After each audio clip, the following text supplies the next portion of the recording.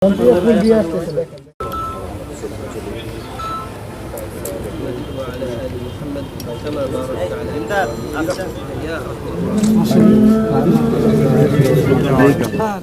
প্রসঙ্গে আমি আরেকটি কথা না বললে আমার বক্তব্য অসম্পূর্ণ থাকবে।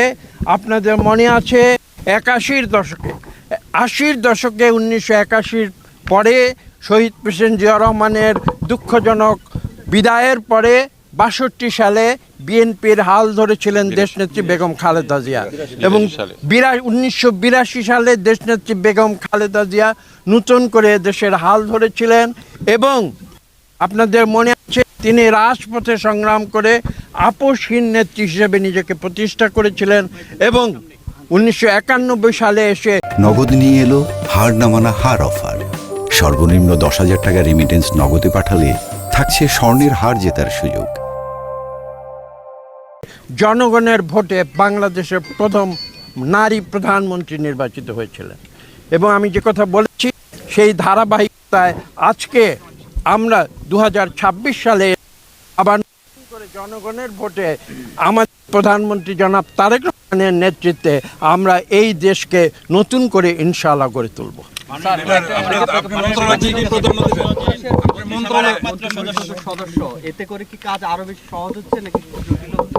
জটিল হবার তো কোনো প্রশ্ন নেই। আমি একটু আগে উল্লেখ করেছি এটা দুনিয়ার প্রত্যেকটি দেশে এটা একটা স্বাভাবিক প্রক্রিয়া।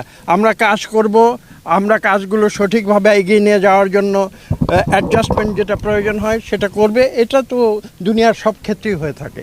কাজে এটা নিয়ে আপনারা অতিরিক্ত কোনো বিশেষ গুরুত্ব আরোপের কোনো প্রয়োজন আমি দেখি না। এটা দায়িত্ববোধ তো রয়েছে। আমি যখন প্রতিমন্ত্রী ছিলাম তখনও দায়িত্ববোধ ছিল।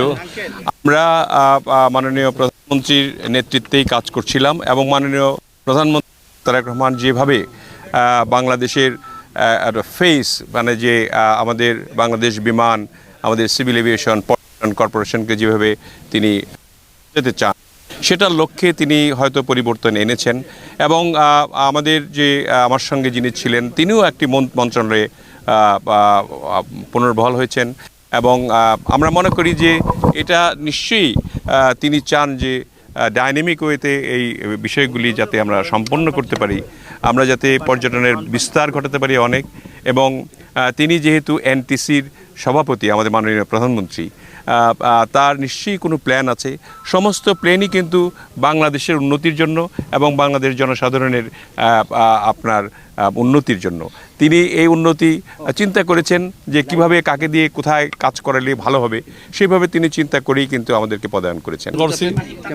রাষ্ট্রীয়ভাবে মাননীয় প্রধানমন্ত্রীর নির্দেশে এবং যে অ্যাসাইনমেন্ট উনি দিয়েছেন এইটা গুরুত্বপূর্ণ দায়িত্ব এবং হচ্ছে great opportunity, a new opportunity to work for the country with commitment.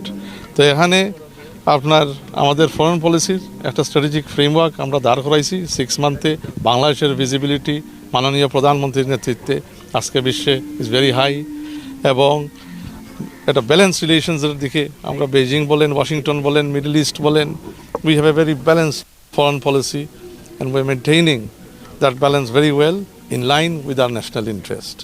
সবার আগে বাংলাদেশকে রেখে আমাদের ন্যাশনাল ইন্টারেস্টের ভিত্তিতে আমরা আমাদের ফরেন রিলেশনস কন্ডাক্ট করব, পলিসি অ্যান্ড ডেলিভারি